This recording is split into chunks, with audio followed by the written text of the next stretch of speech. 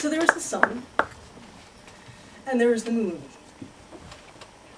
This is a story from England. And the interesting thing about this story, I love these kinds of stories, we don't really know much about this story. There was one recorded version of it, one written version of it that was captured by one folklorist, and then it was spread out amongst many folklorists. And it's a strange story, and I do wish we knew what the story was really about. It's up to you to decide.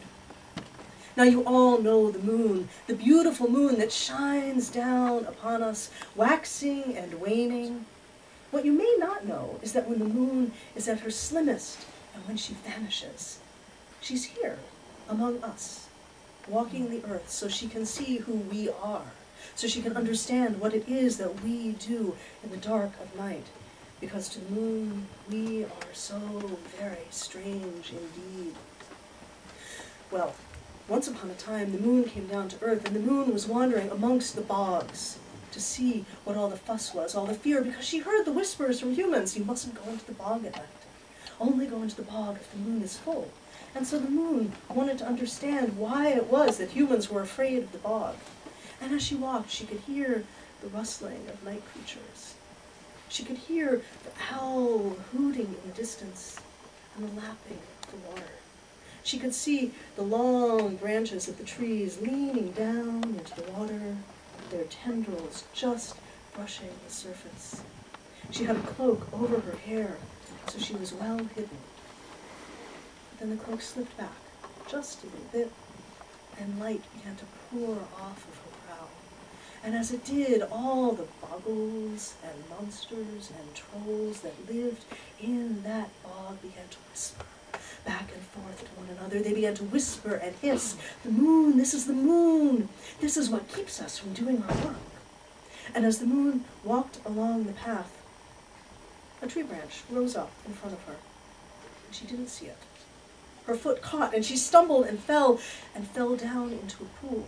She tried to pull herself up on the branches, but the tree branches pulled themselves away, while the boggles leaned down upon the moon and held her head under. She felt the cool water on her face and her own reflection on the surface above. And the moon drowned. The beasties and monsters and witches rolled a heavy rock on top of her, so she couldn't get out. Now what the beasties didn't know is there was a man who had been at the pub for a long, long time and was very, very drunk, and he'd been stumbling his way home through the bog, and as he was going through the bog, he saw a light in front of him, and he was following that light, and he realized that light was a beautiful woman. And then he saw her fall and splash into the water, and the swarm of monsters surround her. And though he was drunk, he was not so drunk that he was a fool. He turned and made his way out of the bog as fast as he could, made his way back to the pub, and had several more drinks until he lay on the floor insensible. At first, people didn't think anything of it, that the night sky remained dark for one night, and then two, and then a third. But by the fourth night and the fifth, with no moon above, they began to whisper back and forth, "What has become of the moon? Where could the moon have gone?"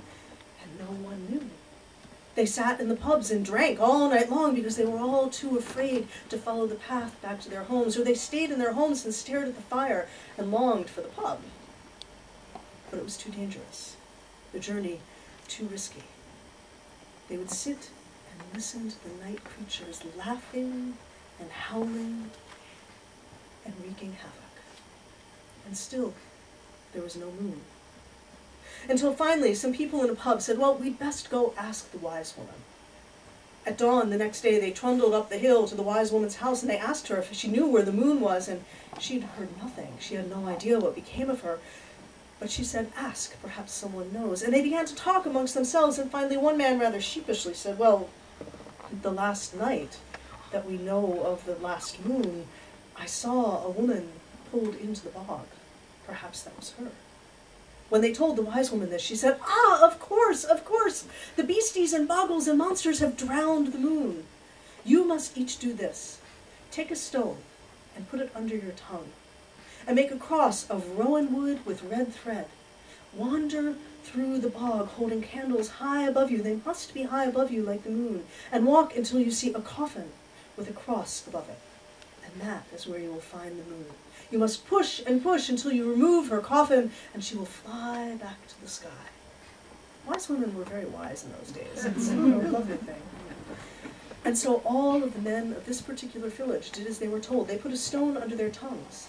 They took rowan twigs and tied them together with red thread until they had crosses, and they wandered through the bog at night with candles held high above their head, and they were all so scared.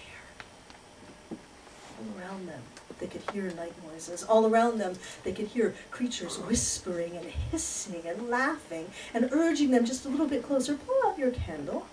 No one will mind. And then ahead of them, one of them pointed. There was what looked to be a coffin. And above it, the limbs of a tree in the shape of a cross. They rushed towards it and saw a huge rock in the middle of a pond. And when they looked down into the pond, there she was, a beautiful woman, with hair streaming around her, hair of light. And they all waded into the pond and pushed once, twice, 3 times, and pushed the rock off of her. The moon lay still in the water for a moment, and then with a sudden rush, like a waterfall in reverse, she tumbled up into the sky and smiled down on her rescuers. And that is why, from that day to this, the moon is still high above, waxing and waning, and in the dark, she still wanders, trying to understand who we really are at night.